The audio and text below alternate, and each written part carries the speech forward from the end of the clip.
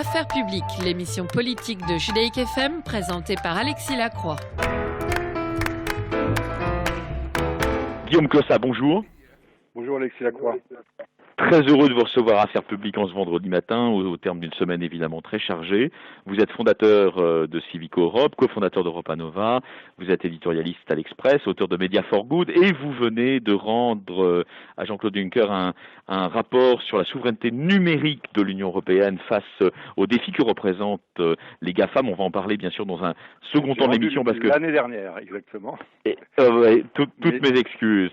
Et alors donc on va l'évoquer bien sûr au cours de cette émission, mais avant tout, évidemment, le contexte est marqué par la disparition avant-hier soir de l'ancien président de la République, Valéry Giscard d'Estaing. Est-ce que vous vous sentez en deuil de son héritage? Est-ce que vous êtes, à titre personnel, Guillaume Clossat, un enfant de Giscard? Et moi, je suis très touché par le décès du président Giscard d'Estaing. Il a eu un rôle marquant pour la notoriété du think tank Europa Nova, parce que c'est nous qui avions choisi, alors que Europa Nova était une jeune pousse think tank dans le débat public français et européen en 2004, pour son premier grand débat public sur son projet de constitution européenne. Et moi, je me rappelle son cabinet avait prévu 1h30, le débat a duré 3 heures, et Giscard est resté avec les jeunes qui étaient là. Il y avait 300 personnes sur 1000 inscrits, donc on avait dû refuser massivement. Et je me souviens d'un homme qui avait une obsession, qui était de faire de l'Europe une terre d'opportunités pour les jeunes Européens. Et évidemment, je me sens un peu orphelin, parce que Giscard est le père des institutions européennes actuelles. Et puis c'est lui qui a changé avec Schmitt la méthode européenne et qui a essayé de trouver une troisième voie.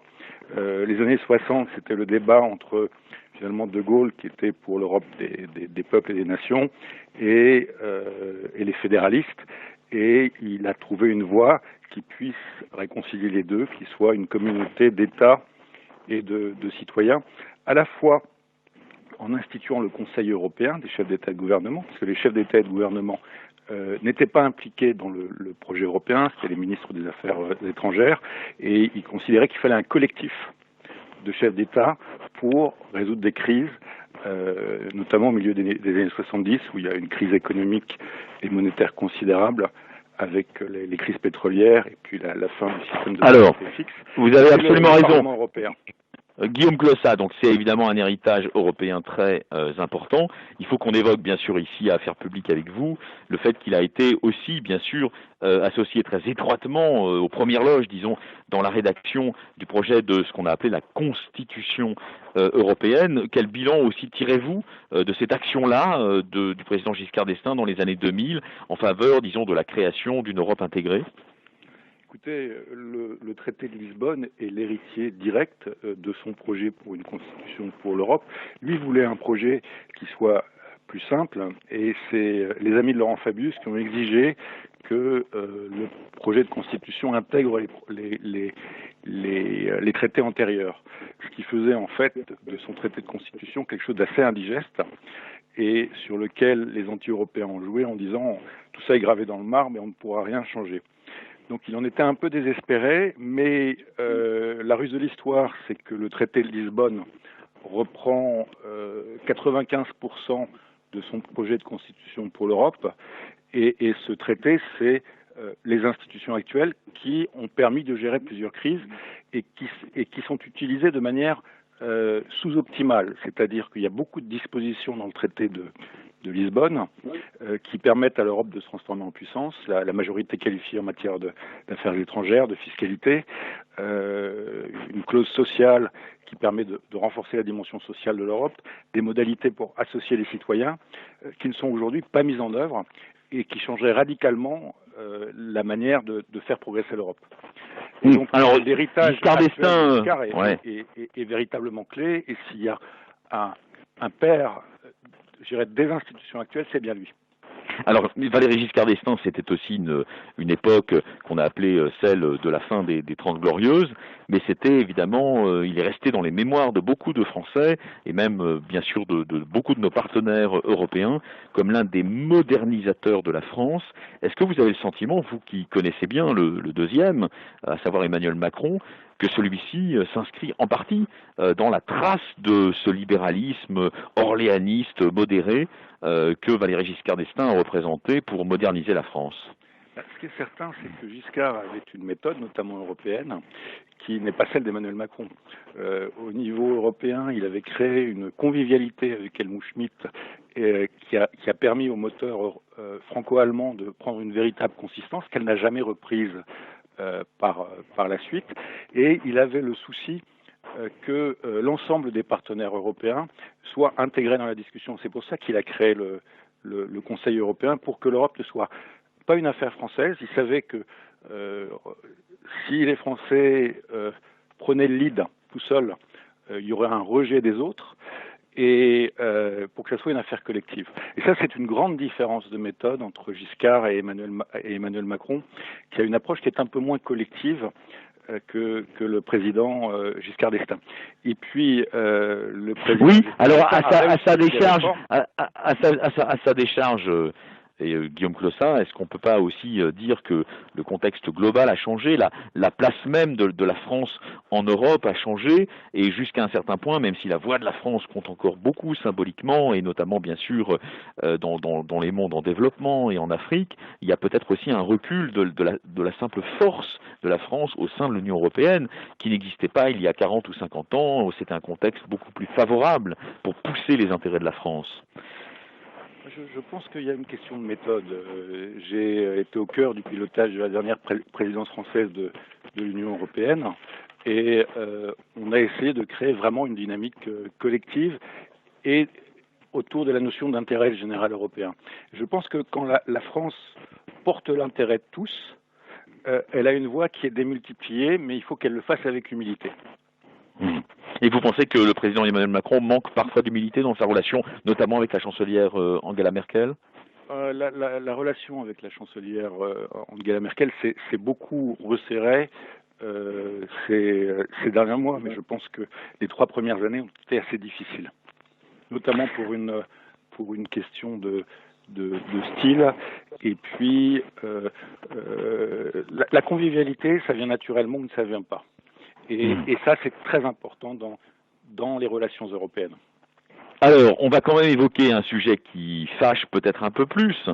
Valéry Giscard d'Estaing a laissé à beaucoup de nos auditeurs, on va dire dans la communauté juive, le souvenir d'un président pas forcément très lié affectivement, c'est le moins qu'on puisse dire, très lié empathiquement avec l'État d'Israël. C'est quoi votre regard à vous, Guillaume Clossat? Moi, ce que je vois, c'est que il a choisi un symbole extraordinaire pour la première présidente élue du Parlement européen, qui était Simone Veil. Oui, tout à fait. Et donc, je pense il l'a choisi à cause de son histoire et à cause de son histoire personnelle. Et ils se sont mis d'accord avec Helmut Schmidt pour donner un symbole à l'Europe, pour dire que l'Europe se souviendrait toujours de la barbarie qui avait eu lieu en son sein. Et je pense qu'il faut distinguer sa relation avec l'État d'Israël et sa relation avec les Juifs. C'est-à-dire ? La relation avec l'État d'Israël est une relation interétatique. La relation avec les Juifs est une relation personnelle et émotionnelle. Qu'est-ce qui reste du centrisme giscardien dans la France d'aujourd'hui, Guillaume Clossat? Écoutez, je pense que Emmanuel Macron a essayé de redonner du sens au centrisme giscardien, mais je pense que c'était pas un centrisme de compromis, c'était un centrisme de courage et qui n'allait pas toujours dans le sens du poids de ses supporters, parce que finalement la majorité a 18 ans, l'IVG, dans sa majorité, qui était une majorité hétéroclite avec le RPR, il y avait des tensions très fortes. Donc et vous avez raison que c'est vrai que Simone Veil Oui, Simone Veil, au moment de ce qu'on a appelé la loi Veil, sur l'interruption volontaire de grossesse, s'est heurtée à des résistances dans une partie de la droite française qui était tout à fait suspecte sur le plan de la sémantique employée à son endroit. Non, mais il faut dire il y avait d'une part beaucoup d'antisémitisme à son endroit, hein, disons les choses telles qu'elles sont, et puis il y avait aussi le fait qu'elle était une femme. Et donc les deux allaient de pair pour essayer de la discréditer. Et donc ça, c'est à mettre au compte de Giscard de l'avoir soutenu jusqu'au bout contre ces réactionnaires. D'abord, il l'a soutenu jusqu'au bout, mais plus que ça, hein, il en a fait la première présidente du Parlement européen. Et rappelez-vous que Simone Veil a porté la campagne des européennes de 1979. Elle a obtenu un résultat considérable, je pense que c'est autour de 40%.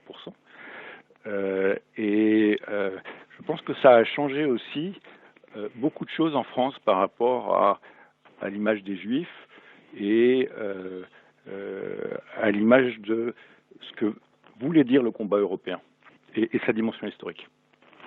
Alors, merci beaucoup pour cet hommage. Que doit faire le président de la République au-delà du discours qu'il a prononcé hier soir, d'après vous? Ce qu'il doit faire, je ne sais pas s'il faut panthéoniser un jour Giscard d'Estaing, je ne sais pas s'il l'aurait souhaité lui-même, mais ce qui est sûr, c'est que il faut réinscrire l'héritage européen de Valéry Giscard d'Estaing dans l'histoire de ce continent, et il faudra lui trouver une manière de lui rendre un hommage à la hauteur de sa dimension historique. Alors Guillaume Clossard, vous êtes un militant européen, vous depuis longtemps, vous avez aujourd'hui 47 ans, vous êtes un des dirigeants des médias européens, vous avez signé donc récemment, je le disais, Media for Good, vous avez rendu récemment, pas ce mois-ci, mais il y a quelques mois, un rapport à Jean-Claude Juncker sur la souveraineté européenne des médias face à la puissance de feu des GAFA. Est-ce qu'en Europe, on a raison de traiter les GAFA a priori comme des ennemis? Écoutez, on a traité les GAFA d'abord pendant des années, pendant une décennie et demie, comme des partenaires. Et je dirais on a été assez naïfs avant de se rendre compte que ces partenaires se comportaient comme des sociétés coloniales qui captaient la valeur économique, les talents, déstructuraient les marchés européens. Et cette prise de conscience, qui date il y a 2-3 ans, a changé la donne sur la manière de les percevoir. Et ce qui a été surtout décisif, c'est la compréhension que ces plateformes, d'abord, obéissaient à des valeurs qui n'étaient pas nos valeurs via leurs algorithmes, et poussaient des contenus, favoriser des contenus qui allaient contre la démocratie. Quel contenu? Promouvoir la Quel contenu? Quel contenu, Guillaume Clossard? Des contenus parfois racistes. Maintenant, ça semble se réguler, mais aussi des fausses nouvelles. Et puis, surtout que les algorithmes des GAFA poussaient des contenus informationnels en fonction de valeurs qui ne sont pas des valeurs européennes, c'est-à-dire... Guillaume Clossard, donc vous savez bien qu'il y a des questions aussi qui se posent sur le fond, puisque vous parlez de la souveraineté, disons de l'indépendance des médias européens dans un univers de plus en plus mondialisé et numérisé.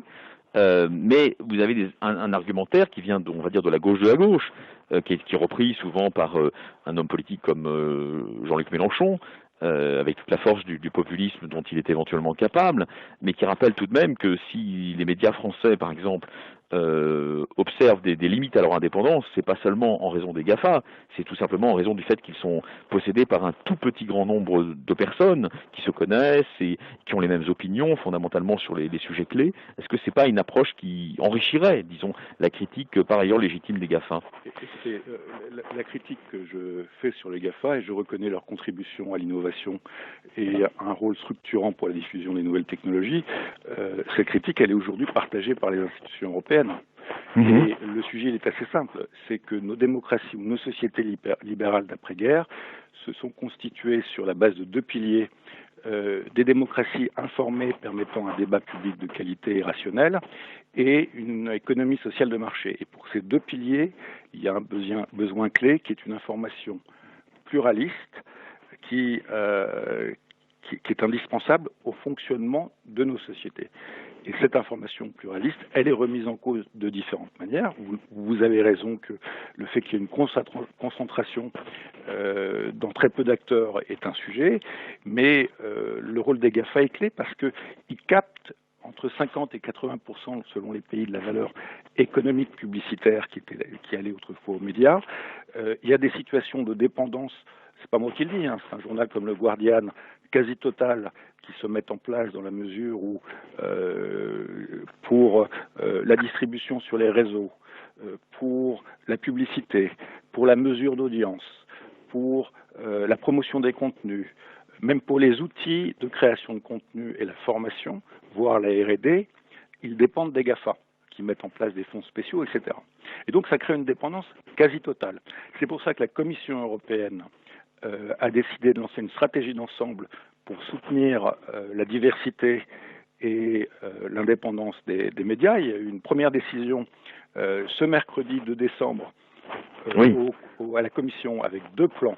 Un plan pour la démocratie qui soutient l'éducation aux médias, notamment pour les plus jeunes, qui soutient les conditions de travail des journalistes, donc qui concerne plus le grand public et les journalistes, et puis un plan industriel d'action pour les médias qui va débloquer des fonds considérables à la fois pour la période de crise dans laquelle nous sommes, mais aussi pour la transformation numérique des médias et la création de plateformes d'agrégation qui leur permettent d'être indépendantes. Et dans une quinzaine de jours, la Commission va voter deux actes, le Digital Service Act et le Digital Market Act, qui visent à définir des conditions de régulation des GAFA pour réduire leur monopole, mieux les contrôler, avoir de la transparence sur leurs algorithmes de distribution, permettre à l'utilisateur final que vous êtes, au lecteur, de récupérer ces données. Et donc ça va changer la donne et je pense que il ne faut pas que les Européens soient les derniers à réagir. Alors, éduquer dès le plus jeune âge les enfants et les collégiens, les lycéens, justement aux médias, à la pratique des médias, à la consommation des médias, c'est évidemment aussi subliminalement lutter contre l'accoutumance aussi au mode de raisonnement conspirationniste. D'où vient, d'après vous, le succès du conspirationnisme aujourd'hui? On peut se référer d'ailleurs au documentaire qui a tellement ému la Macronie sur le Covid-19 qui s'appelle Hold Up, d'où ça vient que tant de gens considèrent qu'il y aurait des vérités cachées dans ce type de documentaire, et que peut-on faire quand on est du côté, on va dire, des institutions européennes pour endiguer cette espèce de lame de fond d'acclamation populaire du conspirationnisme? Alexis Lacroix, je pense que vous avez raison, c'est une lame de fond. Elle vient d'où cette lame de fond? Elle vient que nous, Européens, et plus globalement occidentaux, parce que c'est le monde occidental dans sa totalité qui est touché par cette folie conspirationniste, avons dominé le monde pendant plusieurs siècles et que nous étions finalement le modèle dominant. Et en maintenant, ce qui s'est passé, et que nos références, nos valeurs avaient vocation à être universelles et à s'appliquer au monde entier. Et en moins de 20 ans, on s'est rendu compte qu'il y avait une transformation radicale de l'équilibre des pouvoirs du monde, avec un leadership qui était de moins en moins européen et de moins en moins occidental. Et donc c'est la supériorité de notre système de valeurs et la conviction que nous avions tous que c'était le système référent qui s'est effondré. Ce système s'effondrant, eh bien, le doute s'est instillé dans tous les esprits, et c'est toujours le cas quand il y a des grandes transformations mondiales. Rappelez-vous, entre la fin du Moyen-Âge et la Renaissance, il y a eu ce même phénomène de transformation du monde et de bascule, et ça a remis en cause et la religion et la place de l'homme au centre de la vie. Ça a créé beaucoup de querelles et des violences et des guerres de religion très très fortes. Je pense que il y a cette lame de fond. Et donc le sujet, c'est qu'il y ait une compréhension commune de ce qui se passe, et je pense qu'on est en train maintenant de l'acquérir. Vous savez, la montée de la Chine et son aspect un peu guerrier, moi ça fait 15 ans que je le vois, on a l'impression que les dirigeants politiques le découvrent cette année. Que les États-Unis s'éloignent de nous, c'est pas une nouveauté, ça a commencé sous Clinton. Vous répondez pas tout à fait à ma question, non, Guillaume Clossard. Non, mais on a bien compris qu'on était dans une époque de transition, de passage d'une hégémonie à d'autres hégémonies. Tout ça est vrai. Mais est-ce que la meilleure réponse, justement, au conspirationnisme, c'est pas un authentique pluralisme qui, aujourd'hui, fait peut-être défaut sur la scène médiatique européenne? Il faut un authentique pluralisme. Et ça... il est assuré, vous pensez, aujourd'hui, quand on sait que justement un certain nombre de personnes qui possèdent les médias en Europe se fréquentent, se connaissent, se téléphonent et peut-être partagent aussi les mêmes cercles sociologiques d'intérêt? Si vous voulez, il y a deux choses qu'il faut distinguer. Il y a l'indépendance des journalistes et des rédactions, et il y a la propriété des médias. N'oubliez pas qu'un journal comme l'Humanité, par exemple, a été financé par des capitalistes radicaux. Et ils ont laissé toute indépendance à Jaurès pour mener sa ligne éditoriale.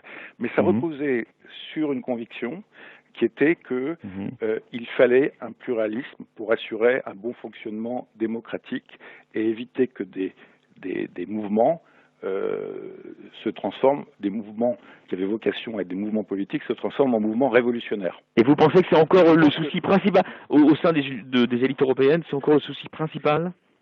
J'ai le sentiment que cette vieille culture démocratique est en train de disparaître. C'est pour ça que l'éducation à la démocratie, l'éducation aux médias, l'éducation aux valeurs européennes, que j'ai prôné dans mon rapport, est quelque chose de clé parce que ça se prend, je dirais, à la naissance.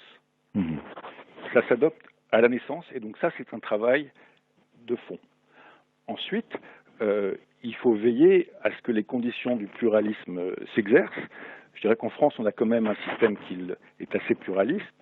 Les médias publics font preuve d'une grande indépendance par rapport au pouvoir et une diversité de contenus et d'approches, et on a encore des médias privés de qualité. Le problème, c'est jusqu'à quand, puisque les modèles économiques sont aujourd'hui peu soutenables. Et donc, il faut inventer de nouveaux modèles. La crise a mis en évidence une contradiction, c'est que d'un côté, les audiences, notamment de beaucoup de journaux, ont progressé de manière massive, pendant que leurs finances se dégradaient de manière aussi massive. Vous croyez encore en la presse écrite, en la chose écrite? Je crois qu'on est dans un monde où on doit apprendre à combiner lecture, donc écrit, qui peut se trouver sur un support numérique, pas sur le support papier, vidéo, donc des images animées, et la radio. Et ça correspond à différents moments de réflexion. Et je crois que l'écrit est très utile parce que c'est sans doute ce qui permet de prendre la plus grande distance critique et la plus grande hauteur en termes de compréhension. On peut méditer le texte. Et les démocraties reposent évidemment sur l'exercice de cet esprit critique. Alors justement, dernière question, Guillaume Clossard. Je rappelle que vous êtes l'auteur d'un rapport récent rendu à Jean-Claude Juncker sur la souveraineté numérique des médias européens face à la puissance des GAFAM. Comment il a réagi, à titre personnel, Jean-Claude Juncker, face aux préconisations que vous lui avez rendues? Il a dit que ça devait être une des priorités de la commission qu'il a suivie, donc la commission d'Ursula von der Leyen, et il a demandé à ses équipes de commencer à réfléchir sur ce que pouvait être une stratégie industrielle, un plan de soutien aux médias, et finalement le plan d'action pour les médias, le plan d'action industriel que propose Thierry Breton, et le plan d'action pour la démocratie que propose la vice-présidente Vera Jourova s'inscrivent dans le droit prolongement du travail que j'ai fait en mobilisant beaucoup de gens, mais aussi d'autres travaux de la Commission, notamment sur la désinformation. Merci beaucoup d'avoir fait un tour par Judaïque FM, Guillaume, et je rappelle évidemment Media for Good. Vous êtes en train de préparer un nouveau livre? Oui, sur l'avenir de notre continent. sur l'avenir de notre continent. Grande question, merci beaucoup, à très bientôt, bonne fin de semaine à vous et à tous, Shabbat Shalom. Affaires publiques, l'émission politique de Judaïk FM présentée par Alexis Lacroix.